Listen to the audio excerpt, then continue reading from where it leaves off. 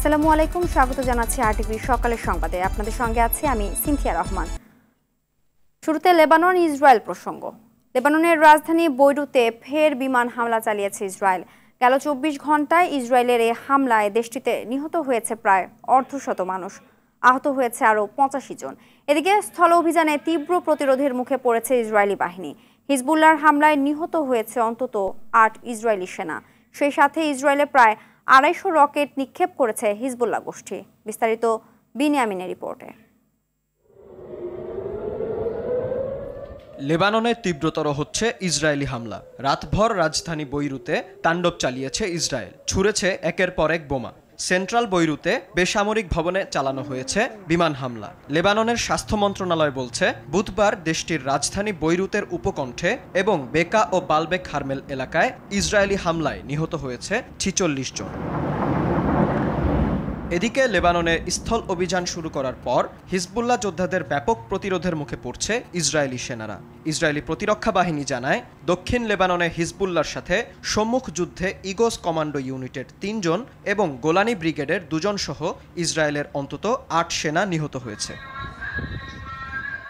এছাড়া বুধবার মধ্যরাতে ইসরায়েলের আপার গ্যালিলি অঞ্চল সহ বিভিন্ন স্থানে ২৪০টি রকেট নিক্ষেপ করেছে হিজবুল্লাহ। ২ ঘন্টারও কম সময়ে ৩ ধাপে এই হামলা চালানো হয়েছে বলে জানায় ইসরায়েলি প্রতিরক্ষা বাহিনী আইডিএফ। অন্যদিকে ইসরায়েলে ইরানের রকেট হামলার জবাব দিতে নেতানিয়াহুর সঙ্গে আলোচনা করবে বলে জানায় মার্কিন প্রেসিডেন্ট জো বাইডেন। তবে ইরানের কোনো পারমাণবিক স্থাপনায় ইসরায়েলি হামলা সমর্থন করবেন না বলে জানিয়েছেন তিনি। এদিকে ইসরায়েলে ইরানের হামলার পর থেকে বিশ্ববাজারে তেলের দাম বেড়েছে। আন্তর্জাতিকভাবে প্রসিদ্ধ তেলের দাম নির্ধারণের গুরুত্বপূর্ণ সূচক ব্রেন্ট ক্রুড প্রায় ১% বৃদ্ধি পেয়েছে।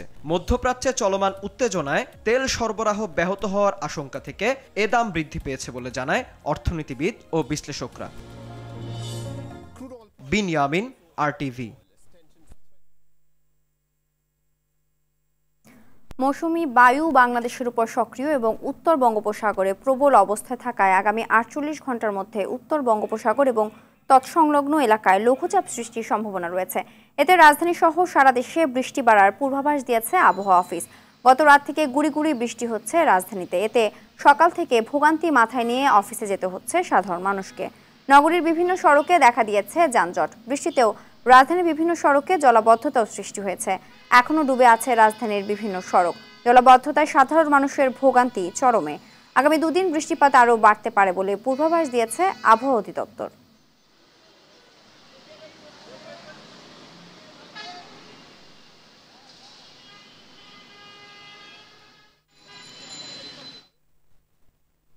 দর্শক, রাজধানীর কাকরাইল এলাকা থেকে সরাসরি যোগ দিচ্ছেন সহকর্মী ইকবাল অনেক। কোন কোন রাস্তায় জলবদ্ধতা রয়েছে, সড়কে যানজট কেমন দেখছেন জানাবেন।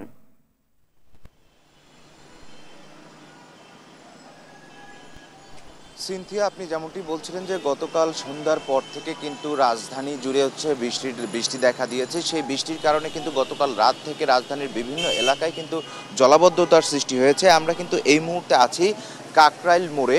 কাকরাইল মোড় থেকে ফকিরাপুল যে রোডটি রয়েছে সেই রোডটি কিন্তু গতকাল রাত থেকেই কিন্তু পানিবন্দী রয়েছে। এই এলাকায় যে যারা অফিসগামী মানুষ রয়েছেন তাদের কিন্তু প্রচুর ভোগান্তির শিকার হচ্ছেন তারা, বা এখানে যে স্থানীয় যারা বাসিন্দা রয়েছেন তারাও কিন্তু বাসা থেকে বের হতে পারছেন না।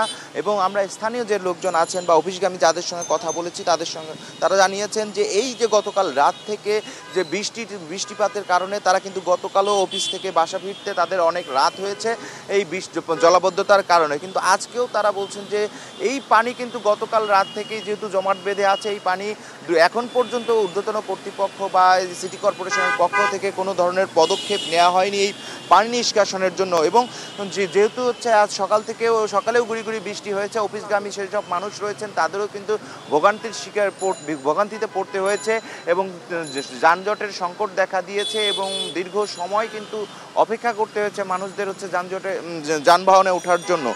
এবং যে এই পানিবন্দী থাকার কারণে কিন্তু এখানে যানজট দেখা দিয়েছে এবং মানুষজন এই পানির মধ্য দিয়েই কিন্তু তারা তাদের গন্তব্যে পৌঁছাচ্ছেন এবং এখানে যারা হচ্ছে পানিতে যেতে পারছেন না তারা কিন্তু বিভিন্ন যানবাহনে যাওয়ার চেষ্টা করছেন। সেখানেও তারা অভিযোগ করছেন যে সেখানেও তাদের যে রিক্সাগুলো রয়েছে রিক্সাগুলো বাড়তি ভাড়া নেওয়ার একটা প্রবণতা রয়েছে এবং তারা বলছেন যে এখান থেকে 1 মিনিটের পথ নয়, সেখানে তাদেরকে হচ্ছে 10 টাকার ভাড়া 20 টাকা নেওয়া হচ্ছে, 20 টাকার ভাড়া 30 টাকা নেওয়া হচ্ছে, এরকমও অভিযোগ করছেন স্থানীয় যে বাসিন্দারা রয়েছেন। আমি যদি একটু দেখাই যে এই যে পানিবন্দী এলাকাটিতে রয়েছে সেখানে কিন্তু দেখেন যে মোটামুটি ধীর গতিতে যানবাহন চলছে এবং এই পানির কারণে কিন্তু বিভিন্ন সময় হচ্ছে যানবাহন কিন্তু বিকল হয়ে যাচ্ছে। তো এই সিনথিয়া এই যে পানিবন্দী এলাকা এবং আবহাওয়া অধিদপ্তর থেকে জানানো হয়েছে আগামী আরও 2-3 দিন এরকম বৃষ্টিপাত থাকতে পারে বলে জানানো হয়েছে। সিনথিয়া, এই ছিল আমার কাছে সবশেষ অবস্থান। ধন্যবাদ। দর্শক, টানা বৃষ্টিতে বরিশাল নগরীতেও জলাবদ্ধতা দেখা দিয়েছে। সেখানকার পরিস্থিতি জানাতে সরাসরি যোগ দিচ্ছেন আমাদের আরেক সহকর্মী আরিফুল ইসলাম।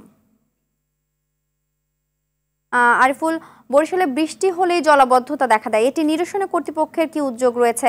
এছাড়া নগরবাসী এ সম্পর্কে কি বলছেন জানাবেন।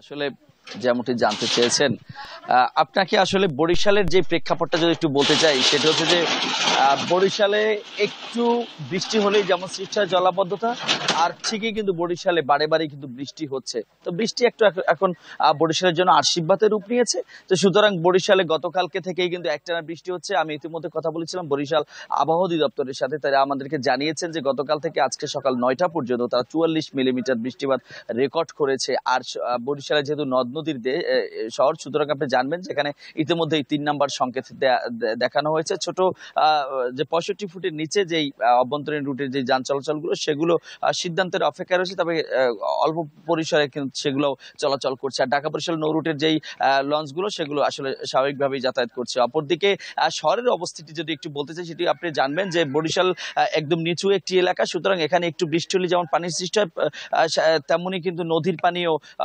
এখানে জোয়ারে নদী শহরগুলো ডুবে যায়। তো আমরা এমনটি লক্ষ্য করেছি। অপরদিকে অন্যান্য যে উপজেলাগুলো রয়েছে সেখানের অবস্থা কিন্তু খুবই অসহায়ত্ব বোধ করছে। আমি এখন যেখানটিতে আছি বরিশাল নগরীর মহাবাদ 4 নম্বর ওয়ার্ডের উলালগুনি সড়ক, আপনি দেখতে পাচ্ছেন যে আমার পিছনে কিন্তু একটি খাল, এবং কয়েকদিন আগে আরটিভির দর্শকদেরকে জানিয়েছিলাম যে বরিশাল সিটি কর্পোরেশনের যে প্রধান 5টি খাল রয়েছে সেই খালগুলো পরিষ্কার করার কারণে কিছুটা হলেও জলাবদ্ধতা থেকে মুক্ত পাচ্ছে নগরবাসী। ঠিক এখন কি সেই দৃশ্যটি, এখানে কিন্তু কমর সমান পানি ছিল, আজ এখানে এসেছি দেখতে পাচ্ছি যে পানি কিন্তু এই রাস্তায় উঠেনি, তবে খালে কিন্তু অনেকটাই ভরা ছিল। তার কারণ হচ্ছে যে এই খাল পরিষ্কার করার কারণে এখান থেকে পানির প্রবাহটা সঠিকভাবে চলাচল করছে, ফলে এখান থেকে কিন্তু তেমন কোনো সড়কে পানি ওঠেনি। তবে সড়কের অন্যান্য যে স্থানগুলো কিংবা বরিশাল শহরের অন্যান্য যে স্থানগুলো অভিজাত এলাকাগুলো সেখানে কিন্তু এখন পর্যন্ত আমরা পানি লক্ষ্য করছি। এবং পরবর্তী বুলেটিনে আপনাকে দেখাতে পারবার। গতকাল থেকে বৃষ্টি হচ্ছে, আবহাওয়া অফিস বলছে আরো আজকে বাদে আরো 3 দিন বৃষ্টিপাত, মাঝারি থেকে ভারী বৃষ্টিপাত হবে। তো সিনথিয়া, এখন পর্যন্ত এই ছিল আমার কাছে বৃষ্টিপাতের সবশেষ তথ্য। ধন্যবাদ। এদিকে মারাত্মক ডেঙ্গুর প্রাদুর্ভাবের মুখোমুখি বাংলাদেশ। ডেঙ্গুর ভাইরাস বহনকারী মশায় সয়লাভ বাংলাদেশের প্রতিটি এলাকা। হাসপাতালগুলোতে প্রতিনিয়ত ভিড় বাড়ছে, আক্রান্তদের বাড়ছে মৃত্যুর সংখ্যাও। গত 24 ঘন্টায় মারা গেছেন 8 জন, আর গত 2 মাসে 163 জন ডেঙ্গু আক্রান্ত হয়ে মারা গেছে। এ সময়ের মধ্যে হাসপাতালে ভর্তি হয়েছে প্রায় 17,000 মানুষ। স্বাস্থ্য অধিদপ্তরের হিসাব মতে এখনও সারা দেশের বিভিন্ন সরকারি বেসরকারি হাসপাতালে প্রায় 4,000 ডেঙ্গু রোগী ভর্তি আছে। বিশেষজ্ঞরা বলছেন এডিস মশা নিধন কার্যক্রম মুখ থুবড়ে পড়ায় এ পরিস্থিতি।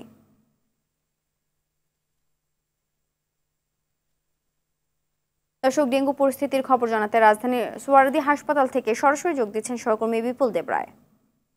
বিপুল, ডেঙ্গুর সংক্রমণ বাড়ার কারণ হিসেবে চিকিৎসকরা কি বলছেন জানাবেন। হ্যাঁ সিনথিয়া, আসলে আমরা সবসময় গত কয়েকদিন ধরে বরাবরই বলে আসছি যে আসলে ডেঙ্গুর যে প্রকোপ সেটি আসলে এত হারে বৃদ্ধি পেয়েছে যে হাসপাতালগুলোতে একেবারে উপচে পড়া ভিড়। এবং আজকে আমি যেখানে আছি শহীদ সোহরাওয়ার্দী মেডিকেল কলেজ হাসপাতালে ঠিকই একই চিত্র, অর্থাৎ যে হাসপাতালের একদম বারান্দা থেকে যদি আমরা দেখতে পাই, বিশেষ করে যে টিকিট কাউন্টার হতে শুরু করে মেডিসিন ডিপার্টমেন্ট সেখানে আপনি দেখতে পাচ্ছেন যে আসলে রোগীদের কিন্তু উপচে পড়া ভিড় রয়েছে। এখানে আমরা কাউন্টারগুলোতে কথা বলেছি, তারা বলছেন যে অন্যান্য রোগে আক্রান্ত হওয়ার রোগীদের সাথে সাথে কিন্তু সবচেয়ে বেশি ডেঙ্গু রোগ অর্থাৎ জ্বরে আক্রান্ত হয়ে এমন বিভিন্ন সিনড্রোম নিয়ে কিন্তু এই টিকিট কাউন্টারে কিন্তু রোগীরা ভিড় করছেন এবং তাদের স্বজনরা ভিড় করছেন টিকিট কাটতে। সেই সাথে আমরা মেডিসিন ডিপার্টমেন্ট অর্থাৎ ডেঙ্গুর যে বিভাগটি যাদের তত্ত্বাবধানে রয়েছেন সেই সব চিকিৎসকদের সাথেও কথা বলেছি। তারা বলছেন যে আসলে ডেঙ্গুটা গত কয়েক মাসের চেয়ে এখন কিন্তু আরও ভয়ঙ্কর আকার ধারণ করেছে এবং রোগীদের চাপ কিন্তু প্রতিনিয়ত বৃদ্ধি পেয়েছে। অর্থাৎ যে হাসপাতালে রোগীরা রয়েছে তাদের চিকিৎসা সেবা দিয়ে তাদেরকে ভালো করে বাড়িতে পাঠানোর আগেই কিন্তু অন্যান্য রোগীদের চাপ কিন্তু বৃদ্ধি পেয়েছে। এতে করে অনেকটাই হিমশিম খেতে হচ্ছে বলে তারা জানিয়েছেন। তবে তারা একটি কথা বারবার বলছেন যে আসলে চিকিৎসকরা যেভাবে সেবা দিচ্ছেন সেটি দিয়ে একটা রোগীকে ভালো করছে, কিন্তু তার চেয়ে বেশি সচেতন হওয়া দরকার এই ডেঙ্গু প্রতিরোধ করার জন্য। অর্থাৎ এই ডেঙ্গু নিধন যদি করা না যায়, তাদের মশার যে লার্ভা যদি জন্ম নিয়ন্ত্রণ যদি বন্ধ করা না যায়, তাহলে এটি কিন্তু আসলে কখনো কমানো সম্ভব না। তারা বলছেন যে বিশেষজ্ঞ যারা চিকিৎসক রয়েছেন যে এই মৌসুমটা অর্থাৎ অক্টোবরের যে মাসটা এটা কিন্তু আসলে এই ডেঙ্গুর প্রকোপটা ভয়াবহ আকার ধারণ করার একটা মাস। অর্থাৎ গত কয়েক মাসে এই নিধন করার জন্য বিশেষ করে সিটি কর্পোরেশনের উদ্যোগে যে দায়িত্বগুলো পালন করা দরকার ছিল সেগুলো আসলে যথাযথ হয়নি।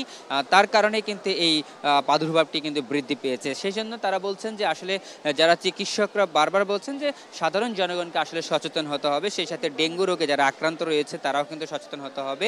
তাদের কিছু পরিষ্কার পরিচ্ছন্নতা এবং মশারি ব্যবহারের ক্ষেত্রে বারবার কিন্তু গুরুত্ব দেওয়া হচ্ছে এবং মশারি ব্যবহার করা ছাড়া কিন্তু এই রোগকে প্রতিরোধ করা তেমন একটা যাবে না, বিশেষ করে রোগীদের ক্ষেত্রে। এবং যারা ডেঙ্গু আক্রান্ত হচ্ছেন তাদেরকেও বলা হচ্ছে যে একবারের পরে যদি দ্বিতীয়বার যদি কোনো এডিস মশা যদি তাদেরকে আক্রান্ত করে অর্থাৎ তাদেরকে যদি কামড়ায়, তাহলে কিন্তু সেই রোগীদেরকে বাঁচাতে গিয়ে বা তাদের চিকিৎসা সেবা দিতে গিয়ে অনেকটা জটিলতায় ভুগতে হচ্ছে। বিশেষ করে তারা এই নানা জটিল রোগে তারা কিন্তু আক্রান্ত হয় এবং বিভিন্ন সমস্যার সৃষ্টি হচ্ছে। তাই বারবার তারা একটা বলছেন যে চিকিৎসকরা বলছেন যে সরকারের যে অন্যান্য সংশ্লিষ্ট যারা দায়িত্বরত আছে তাদের পাশাপাশি কিন্তু এই রোগীদেরকে আরও বেশি সচেতন হতে হবে। সেই সাথে সমন্বিত যে উদ্যোগের কথাটি তারা বারবার বলে আসছেন যে আসলে সিটি কর্পোরেশন এবং সংশ্লিষ্ট যারা কর্তৃপক্ষ রয়েছে তারা সবাই মিলে কিন্তু এই ডেঙ্গু প্রতিরোধ করতে হবে। সিনথিয়া, এই ছিল আমার কাছে সর্বশেষ তথ্য।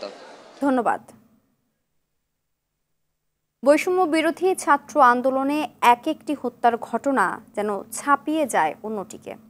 হাসিনা সরকারকে ক্ষমতায় টিকিয়ে রাখতে পাখির মতো গুলি করে হত্যা করা হয় নিরপরাধ ছাত্র জনতাকে।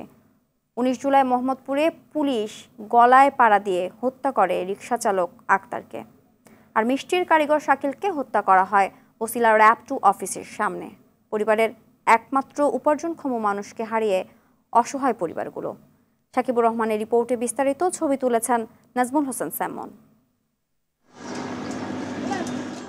স্ত্রী ও 2 সন্তানকে নিয়ে বস্তির এই ছোট্ট ঘরেই ছিল রিকশা চালক আক্তারের সুখের সংসার। পরিবারের সদস্যদের জন্য উপার্জন করতে বের হয়ে জীবনটাই চলে গেল তার। এখন চোখের পানিতে ভবিষ্যৎ খোঁজার চেষ্টা স্ত্রীর। আমার এই 2 সন্তান আমি কিভাবে মানুষ করব আমি জানি না। 19 জুলাই মোহাম্মদপুর 3 রাস্তার মোড়ে পুলিশ গলায় পাড়া দিয়ে হত্যা করে আক্তারকে। পরিবারের একমাত্র উপার্জনক্ষম মানুষটি চলে যাওয়ায় সন্তানের ভবিষ্যৎ আর পেট চালানোর চিন্তায় ঘুম আসে না আর। গেটের ভিতরে পাড়া দিয়া 2 পাশে 2টা গুলি করছে। গুলি করার সাথে সাথে মারা গেছে। মারা যাওয়ার পরে ওনারে ফালাইয়া দিছে, ময়লার ডাস্টবিনের ভিতরে ফালাইয়া দিছে। ওর আব্বুর জন্য অনেক কান্নাকাটি করে। আমার ছেলে কয় আমরা আপরে মাইরা ফেলাইছে, শেখ হাসিনারে আমি গুলি করে মাইরা ফেলাম। অনেক কথা বলে আমার ছেলে। আমার ছেলে একই দিন বসিলা র‍্যাব অফিসের সামনে গুলিতে নিহত হন মিষ্টির কারিগর শাকিল। ছিলেন পরিবারের ছোট সন্তান। কাজ শেষ করে আর বাসায় ফেরা হয়নি তার। কয়েকটি হাসপাতাল ঘুরে চিকিৎসা না পেয়ে মৃত্যুর মুখে ঢলে পড়ে সে। এমন নির্মম মৃত্যু কিছুতেই মেনে নিতে পারছে না পরিবার। রাস্তার পাশে আর কি চিল্লাচিল্লি হইতাছে যে গুলি করছে, ঠিক আছে। পরে যা দেখ বিল্ডিংয়ে আমার ভাই পইরা রয়েছে। পরে ওরে পায়ে আমি মনে করেন ওর লাগে আরও অনেক লোক ছিল, অনেক গুলি খাইছে, ঠিক আছে। এটা অফিসে আসতে দেয় না। মেডিকেল যখন নেব নৌকা দিয়ে ওরে হাত নিছি মিটফুটে নিতে পারিনি। নিচে গিয়ে আপনার পোপোলাতে ওখানে রাখা নেই। ওখান থেকে নিয়ে গেছি ঢাকা মেডিকেল, ঠিক আছে। ঢাকা মেডিকেল মারা গেছে। বৈষম্য বিরোধী আন্দোলনে ছাত্র জনতার জীবনের বিনিময়ে শুরু হয়েছে নতুন বাংলাদেশের যাত্রা। স্বজনদের দাবি ভুক্তভোগী পরিবারগুলোর পাশে দাঁড়াক রাষ্ট্র। সাকিবুর রহমান, RTV, ঢাকা। ঠাকুরগাঁও 2 আসনের 7 বারের সাবেক সংসদ সদস্য দবিরুল ইসলামকে গ্রেফতার করা হয়েছে। গেল রাতে ঠাকুরগাঁও সদর উপজেলার রুহিয়া থানা আওয়ামী লীগের নেতা আলমগীর হোসেনের বাসা থেকে তাকে গ্রেফতার করে র্যাব। জেলা পুলিশ সুপার শেখ জাহিদুল ইসলাম বিষয়টি নিশ্চিত করেছেন। এদিকে রাজশাহী 4 আসনের সাবেক সংসদ সদস্য আবুল কালাম আজাদকেও গ্রেফতার করেছে র্যাপিড অ্যাকশন ব্যাটালিয়ন র্যাব। বুধবার রাজধানীর মিরপুর এলাকা থেকে তাকে গ্রেফতার করা হয়। গত 5 আগস্ট বাগমারাতে বৈষম্য বিরোধী ছাত্র আন্দোলনে হামলার ঘটনায় তার বিরুদ্ধে রাজশাহীতে মামলা হয়েছে।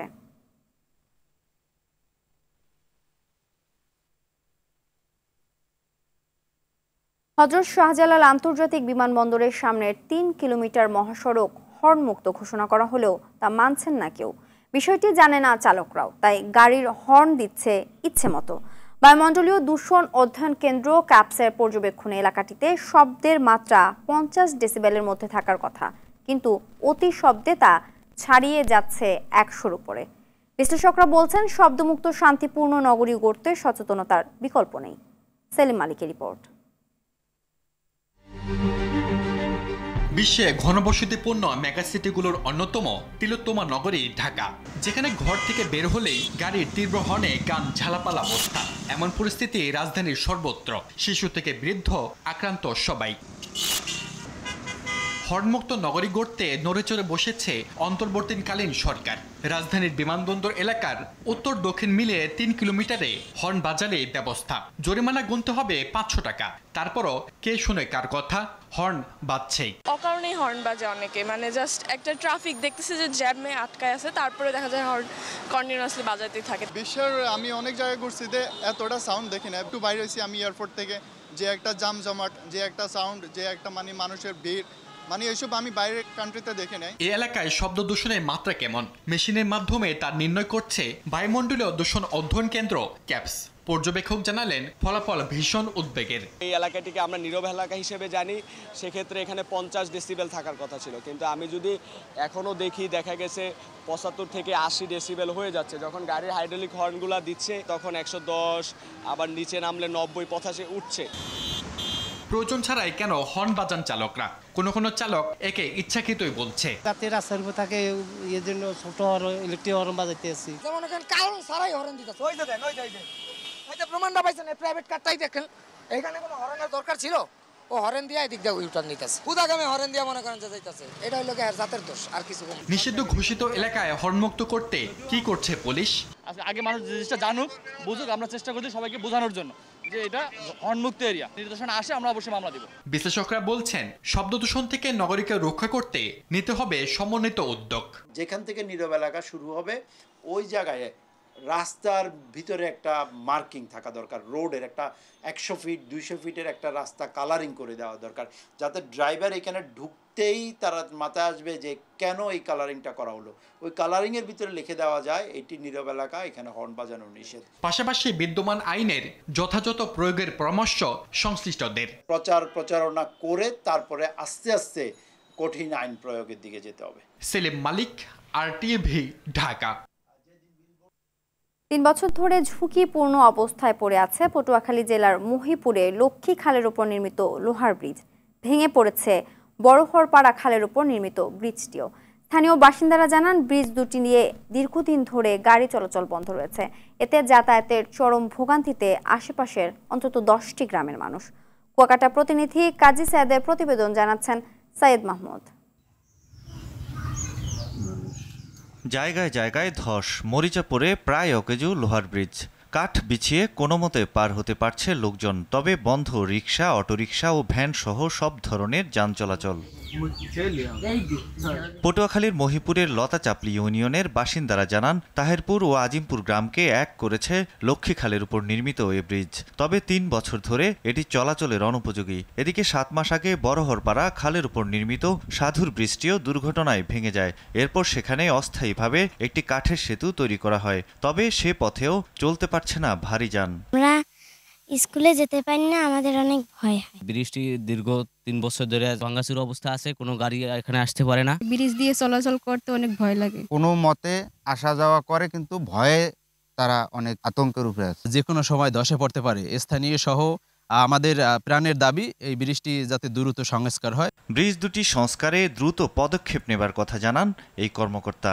দুটোরই ইতিমধ্যে স্থানীয় সরকার বিভাগ থেকে প্রাক্কলন করে আমরা প্রেরণ করেছি এবং আমরা ঊর্ধ্বতন কর্তৃপক্ষের সাথে যোগাযোগ করছি যাতে দ্রুত সময়ের ভিতরে এই ব্রিজের কার্যক্রমটা শুরু করতে পারি। সৈয়দ মাহমুদ, RTV। প্রাক্কলনটা করেছি এবং আন্তর্জাতিক সংবাদ। দক্ষিণ পূর্ব এশিয়ার দেশ ভিয়েতনামে বার্ড ফ্লুতে আক্রান্ত হয়ে প্রাণ হারিয়েছে 47টি বাঘ, 3টি সিংহ এবং একটি প্যান্থার বাঘ। দেশটির রাষ্ট্রায়ত্ত বার্তা সংস্থা ভিয়েতনাম নিউজ এজেন্সির বরাত দিয়ে এক প্রতিবেদনে এ তথ্য জানিয়েছে AFP এবং CNN। মৃত এসব বাঘ সিংহ ভিয়েতনামের লং অ্যান প্রদেশের বেসরকারি মালিকানাধীন মাই কাইন সাফারি পার্ক এবং ডং নাই শহরের ভুয়ন জোয়াই চিড়িয়াখানার বাসিন্দা ছিল। গত আগস্ট এবং সেপ্টেম্বরে মৃত্যু হয়েছে এই প্রাণীগুলোর। আজ পর্দা উঠছে নারী T20 বিশ্বকাপের নবম আসরের। আমিরাতে উদ্বোধনী ম্যাচে মুখোমুখি হবে বাংলাদেশ ও স্কটল্যান্ড। শারজা ক্রিকেট স্টেডিয়ামে বাংলাদেশ সময় বিকেল 4টায় শুরু হবে ম্যাচটি। জয় নিয়ে বিশ্বকাপ মিশন শুরু করতে চায় নিগার সুলতানা বাহিনী। নাজমুস সাকিবের রিপোর্ট।